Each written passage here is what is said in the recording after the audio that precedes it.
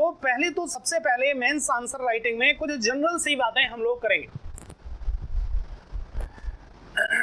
General बातों को करने में कुछ पॉइंट्स की चर्चा मैं यहाँ पर आपसे करूंगा। क्या क्या जरूरी है, क्या क्या चीजें आपके इस मैटर में काउंट होंगी। सबसे पहली आवश्यकता, पहली चीज, ठीक है ना, सबसे पहली चीज जो मैं ले रहा हूं वो सबसे पहला मैं स्थान दे रहा हूं उसको, दैट इज द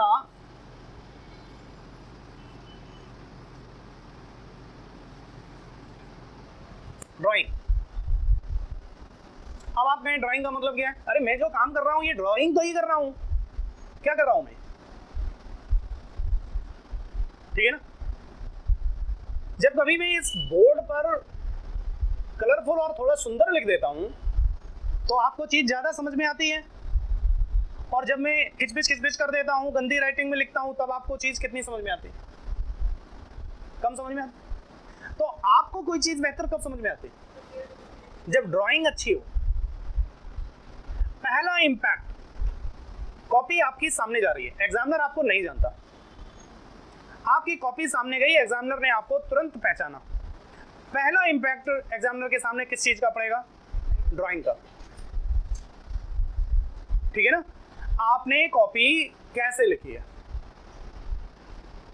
आइए जरा लिखते हैं कॉपी को। ये एक पेज है,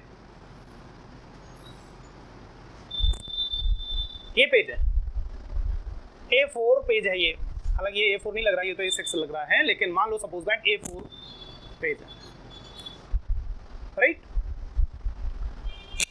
आप लोग आदत आपको अभी से डालनी है इस चीज की, ठीक है ना। करना क्या है, और थोड़ा सा इसको बना ही लें A6 पेज,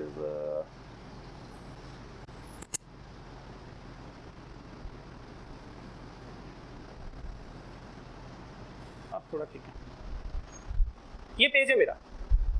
अब मुझे इस पर लिखना है, लिखने के लिए मुझे क्या करना होगा? ये लाइनें खींचने का काम मत करिएगा आप लोग, मैं आपको बता रहा हूं, इसलिए मुझे लाइन खींचनी पड़ रही है। ऊपर का इतना पार्ट आपके लिए नहीं होता, और साइड का भी इतना पार्ट आपके लिए नहीं होता, आधा इंच छोड़ दीजिए। और इस साइड से लगभग 1 इंच, ये थोड़ी सी हमारी ज्यादा चली गई इधर, 1 इंच छोड़िए, और आधा इंच यहाँ छोड़िए, 1 इंच, 1 इंच और 1/2 इंच, 1/2 इंच। पहला तो कार्य ये करिए कि आप अपनी कॉपी में, अपने पेज में इतना स्थान छोड़ दीजिए।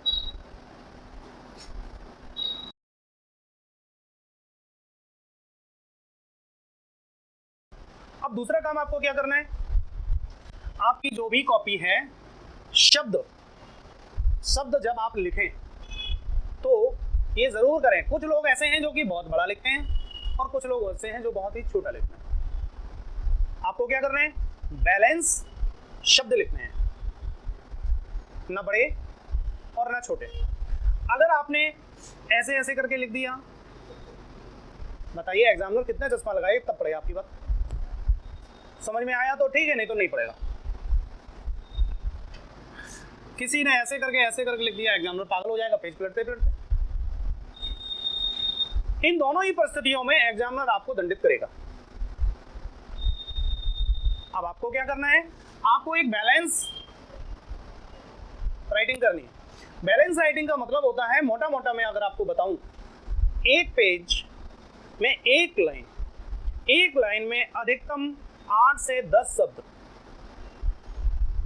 8 to 10 words in one line, और पूरी कॉपी में हार्डली 10 to 14 लाइन्स, 10 से 12, 13, 14, किसी की 12 बनेगी, किसी की 13 बनेगी, but not more than 15। It means एक पेज में आपके 150 शब्द से ज्यादा लिखने का प्रयास न करें, जिसमें का, की, कू, के, माँ, में, मुंह शब्द जुड़ जाएंगे, राइट। इंग्लिश में जो लोग लिखते हैं आई, इन, टू, ये भी जुड़ेंगे।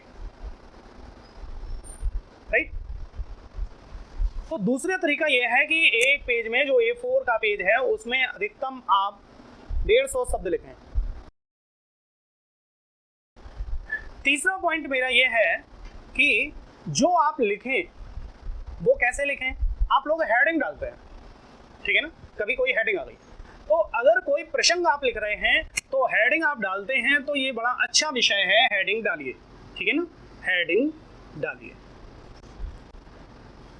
ठीक है ना, ये डाला। अब हेडिंग डालने में क्या करना है आपको, मान लो सपोज दैट हम कोई भी हेडिंग डालें किसी विषय की, इस हेडिंग को अब मैं क्या कर रहा हूँ, कुछ भी बताइए आप लोग, जो हेडिंग बताइए वो डाल। हाँ जी, इमूवेबल प्रॉपर्टी मैंने हेडिंग डाली, मुझे इमूवेबल प्रॉपर्टी लिखना है, तो मैंने क्या किया कि इमूवेबल पूरा शब्द लिखना हो तो पूरा लिख दीजिए और आधा लिखना हो तो आधा लिख दीजिए। इमूवेबल प्रॉपर्टी हेडिंग डाली और नीचे अपने उसी पेन से हेडिंग को सम्मान दिया कि दैट इज हेडिंग। ओके, इसके बाद डैश करके अब मुझे आगे करना है। अब कॉपी लोग जो लिखते हैं वो कई प्रकार से लिखते हैं, क्या करते हैं, इमूवेबल प्रॉपर्टी ऐसे डाला और ऐसे डैश किया और फिर यहां से लिखना शुरू कर दिया। एक तरीका है, गलत नहीं है, आप लिखना चाहते हैं तो लिखिए, एक तो तरीका ये है। दूसरा तरीका ये है कि आपने ये इमूवेबल प्रॉपर्टी लिखा, ये लिखने के बाद लगभग 1/4 जगह छोड़ते हुए, यहां से हमने लिखा था, यहां पर मेरा पेज खत्म हो रहा है, मैंने यहां से लिखना शुरू कर दिया। इमूवेबल प्रॉपर्टी ये है।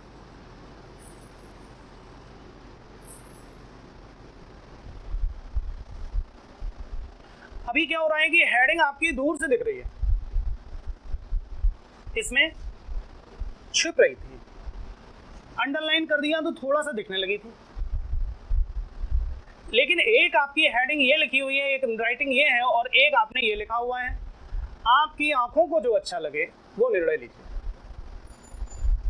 इधर आना चाहते हैं कि उधर जाना चाहते हैं, इधर आना चाहते हैं, राइट। अब आपने क्या किया, आपने इतनी बात कहने के बाद, प्रसंग देने के बाद, अब आपने क्या किया, एज पर रजिस्ट्रेशन एक्ट, ठीक है ना। तो एज पर रजिस्ट्रेशन एक्ट अब आप कैसे लिखते हैं, कई बार तो आप क्या करते हैं, यहाँ तक खत्म हुआ, फिर एज पर रजिस्ट्रेशन एक्ट अगर यहीं से आपने शुरू कर दिया, तो अब दोनों को मैं यहाँ पर फिर से आपको दिखा रहा हूँ। सपोज दैट आपने यहाँ पर इमूवेबल प्रॉपर्टी लिखा था, आपका एक प्रसंग यहाँ से चला था, यहाँ पूरा हो गया, यहाँ पर पूरा हो गया। अब इस प्रसंग को पूरा करने के बाद आपने यहीं से एज पर प्रेस्टेशन एक्ट से ये कहा गया है और जनरल क्लॉजेज एक्ट में ये कहा गया है, ये तरीका आपका है। दूसरा तरीका क्या है, as per registration act the section सो of registration act the immovable property दो as per the general clauses act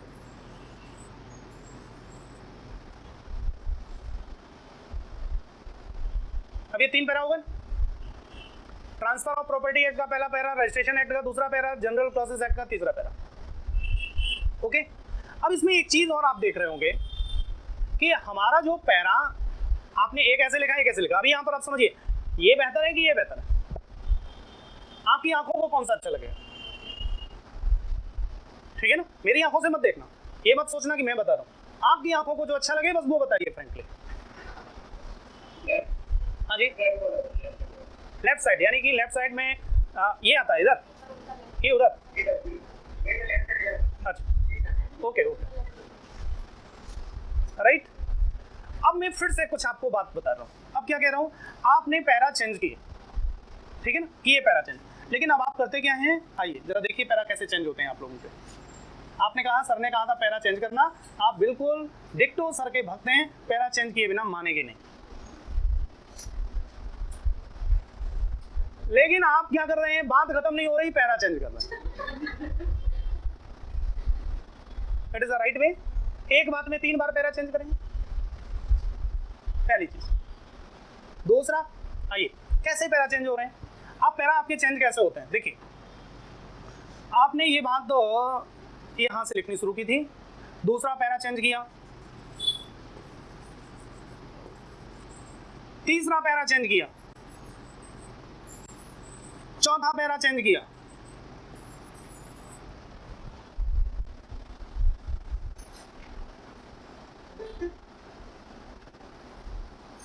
ठीक है ना? जो आपको सुंदर लगे वो करो, जो आपको सुंदर लगेगा वो एग्जामिनर को भी सुंदर लगेगा, ठीक है ना? आप अपनी कॉपी जरा देखिए, ये करते हो, ये करते हो, ये करते हो, क्या करते हो? हालांकि ड्राइंग का ही पॉइंट है ये भी। आप जब लिखें तो विशेष ध्यान दें कि ग्रामर गलत ना हो, शब्द विन्यास गलत ना हो। ग्रामर थोड़ा बहुत अगर गलत हो जाए तो चल जाता है, ठीक है, लेकिन शब्द विन्यास गलत ना हो, शब्द लिखने का तरीका गलत ना हो। मेरे पास कितनी कॉपी आती हैं जिनको कि वर्ड्स लिखने नहीं आते हैं। इंग्लिश में जिसको आप स्पेलिंग मिस्टेक कहते हैं, इंग्लिश विदेशी भाषा है, स्पेलिंग मिस्टेक चल जाएगी। हिंदी देसी भाषा है, हर आदमी जानता है, जब से पैदा हुआ तब से जानता है, इसलिए ये स्पेलिंग मिस्टेक और ग्रामर मिस्टेक चलती नहीं है। अब आप की कॉपी चेक करने कोई आसाम का व्यक्ति नहीं आ रहा है जो आपकी ग्रामेटिकल मिस्टेक को छोड़ देगा, कोई उड़ीसा का नहीं आ रहा है, कोई दक्षिण भारतीय नहीं आ रहा है, ठीक है ना? जो ये मान ले कि चल संपत्ति का जब ट्रांसफर होती है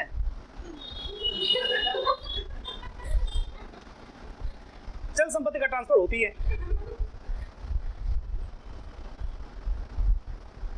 ठीक है ना, तो पकड़ लेगा वो होता होती क्या होना चाहिए।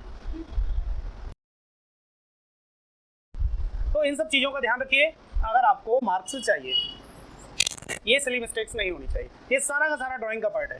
अब बात आती है राइटिंग की। ईश्वर ने आपको दे दी है, बदल नहीं सकती।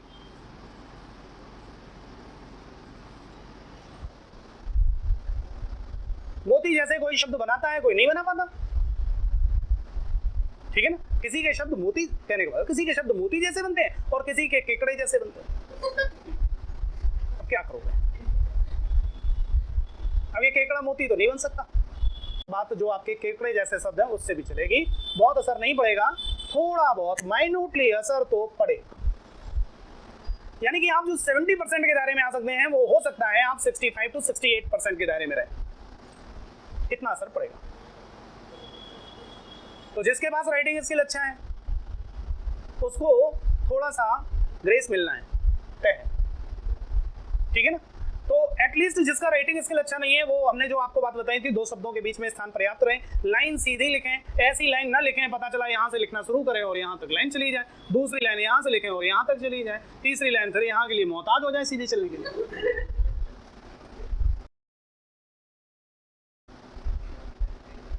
तो एटलीस्ट आपने जो ड्राइंग सीखी है उसमें लाइन वगैरह, लाइन और लेंथ दुरुस्त बनी रहनी चाहिए, तो भी आप बहुत कुछ अपना डैमेज बचा लेंगे, राइट? आइए, तो राइटिंग बहुत महत्वपूर्ण रोल प्ले करेगी, कुछ ना कुछ फर्क डालेगी। तीसरी चीज, अब मैं बहुत ही आपका जो बहुत जबरदस्त प्रश्न हमेशा रहता है उस पर आ रहा हूं, दैट इज द लैंग्वेज।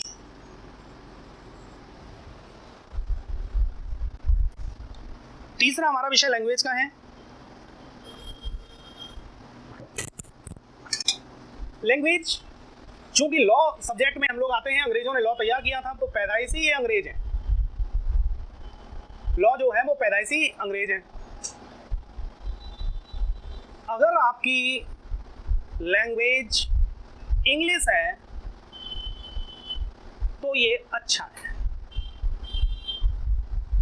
अगर आपकी लैंग्वेज इंग्लिश है तो ये अच्छा है, लेकिन अगर आपकी लैंग्वेज इंग्लिश नहीं है तो ये बुरा नहीं है। दोनों में अंतर समझिए, मैंने ये नहीं कहा बुरा है, तो ये बुरा नहीं है। अगर आपकी लैंग्वेज इंग्लिश है तो आपके पास opportunity comparative to Hindi mediums ज्यादा है, ठीक है ना? और हिंदी मीडियम के पास अपॉर्चुनिटी थोड़ी कम है, थोड़ी। दूसरा, चल मेरी बात ध्यान रखिए, जो कॉपी एकदम से सेम ड्राइंग, समझिए मेरी बात, same drawing, same writing skill, same presentation, same material, same question, अगर इंग्लिश में लिखा होगा और अगर हिंदी में लिखा होगा तो 10 में से अगर इंग्लिश वाले को हिंदी वाले को 6 नंबर मिलेंगे तो इंग्लिश वाले को 6.5 मिलेंगे। लेकिन ये बातें कब? जब ऑल थिंग आर सेम और एक भी ऊपर नीचे हो गई। इंग्लिश में जो कुछ कोई चीज कमजोर है, इंग्लिश की राइटिंग गंदी है, हिंदी की राइटिंग अच्छी है, तो हिंदी वाले को 6.5 मिलेंगे, इंग्लिश वाले को 6 मिलेंगे। इस बात को नोट कर लेना, कोई डाउट नहीं है इसमें। हिंदी का प्रेजेंटेशन अच्छा है, इंग्लिश का प्रेजेंटेशन बुरा है, कोई ड्राइंग नहीं है, इंग्लिश वाले को 5 मिलेंगे और हिंदी वाले को 7।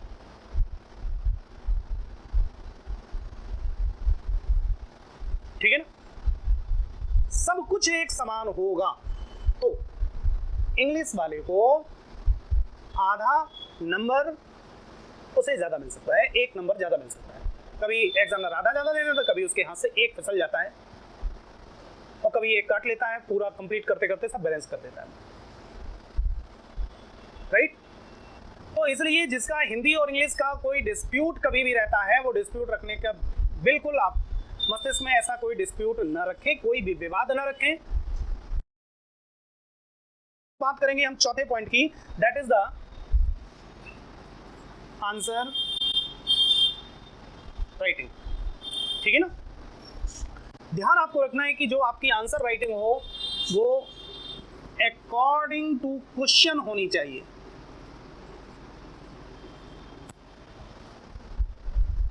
कुछ लोग पॉलिटिकल लीडर्स की तरह लिखते हैं, कुछ लोग पॉलिटिकल लीडर्स की तरह लिखते हैं, उनसे क्वेश्चन कुछ बताते कुछ।